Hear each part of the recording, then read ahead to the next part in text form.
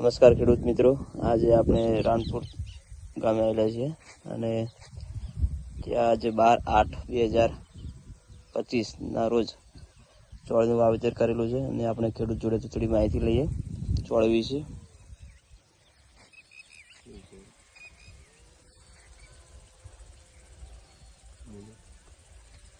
નમસ્કાર ખેડૂતભાઈ. નમસ્કાર ખેડૂતભાઈ, આપનું નામ જણાવશો થોડું? બળવંતજી કાળુજી લગુટી, રાણપુર વડાવાય. શેનું વાવેતર કરેલું તમે? ચોળી વાવી છે.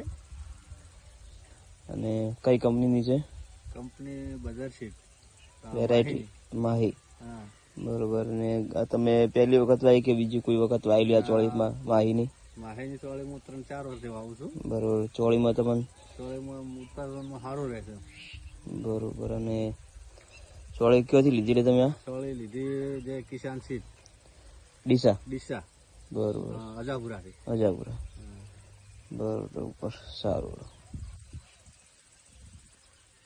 જો આજે 12/8/2025નું વાવેતર કર્યું છે અને દર વર્ષે આ ખેડૂત આપણે ચોમાસું સિઝનનું વાવેતર કરે જ છે અને એમને ખૂબ સારું ઉત્પાદન પણ મળે છે. અને બીજા વિડીયોની અંદર આપણે એમનું જે ટાઈમે ચાલુ થાય એ ટાઈમનો પણ વિડીયો આપણે બતાવશું.